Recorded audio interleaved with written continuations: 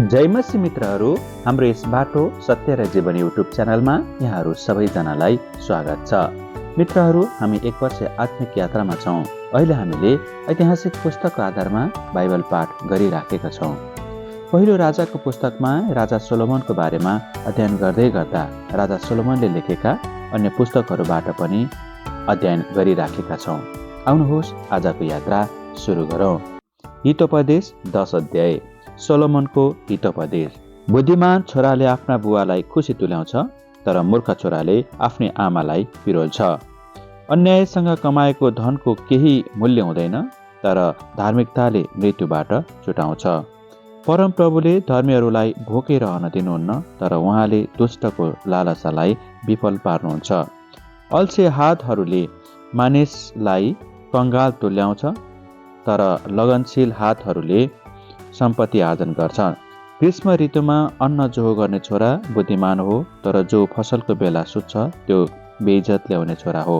धर्मात्माको शिरमाथि आशिषको मुकुट रहन्छ, तर दुष्टको मुखमा हिंसा छिपेको हुन्छ।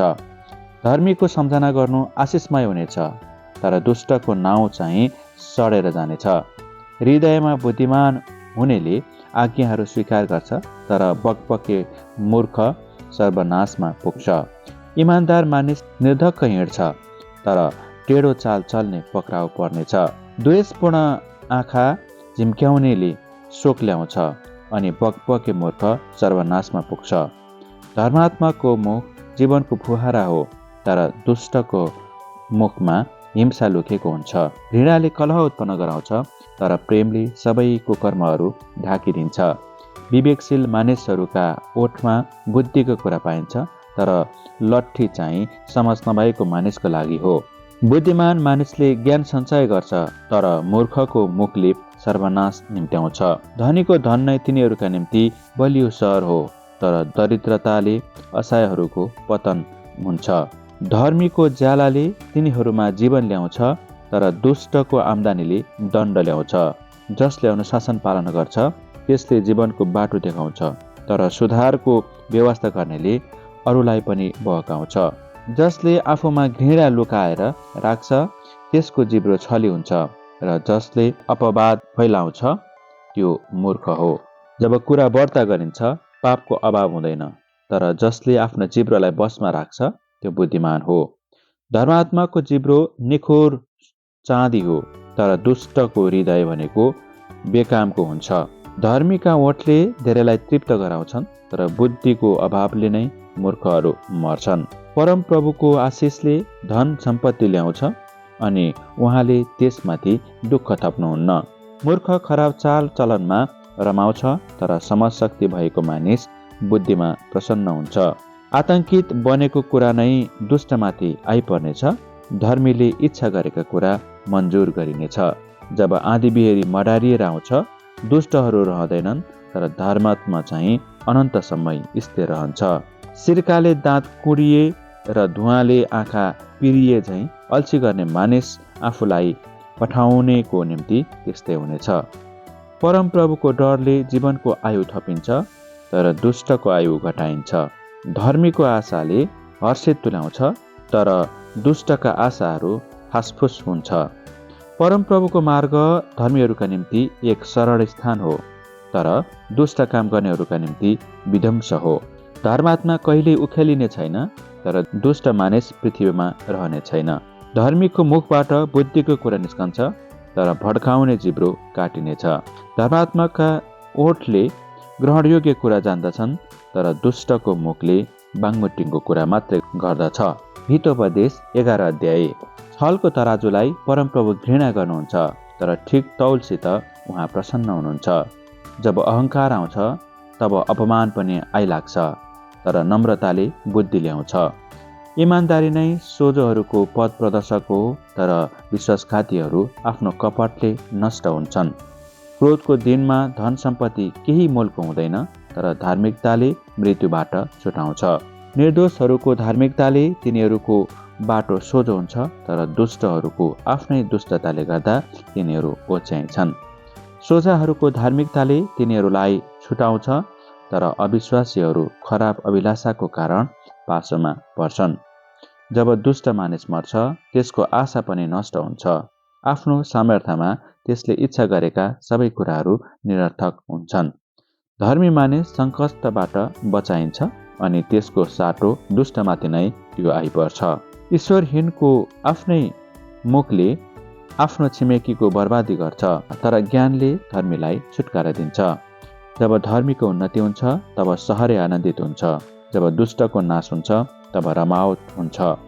धर्मात्माको आशीर्वादले सहरको उन्नति हुन्छ, तर दुष्टहरूको मुखले त्यसको बताभुङ्ग हुन्छ।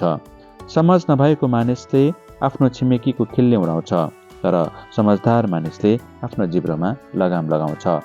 कुराउटेले गोप्य भरोसामा आघात पुर्याउँछ, तर विश्वसनीय मानिसले कुरा गुप्तमै राख्छ। पथ प्रदर्शकको अभावले देशको पतन हुन्छ, तर धेरै सल्लाहकारहरूको कारण विजय निश्चित हुन्छ। अरूहरूको जवानी बस्नेले निश्चय नै नोक्सानी भोग्नु पर्नेछ, तर अर्काको नासोमा हात हाल्न इन्कार गर्ने व्यक्ति सुरक्षित रहनेछ। दयालु स्त्रीले आदर पाउने छिन्, तर निर्दय मानिसले केवल सम्पत्ति कमाउँछ। दयालु हुनाले मानिसको आफ्नै हित हुन्छ, तर निर्दय मानिसले आफैलाई सङ्कष्ट ल्याउँछ। दुष्ट मानिसले ठगाइको ज्याला कमाउँछ, तर जसले धार्मिकता छर्छ उसले निश्चित इनाम कट्ने गर्छ। साँच्चैकै धार्मिक मानिसले जीवन पाउँछ, तर दुष्टताको पछि लाग्ने मानिस मृत्युमा पर्छ।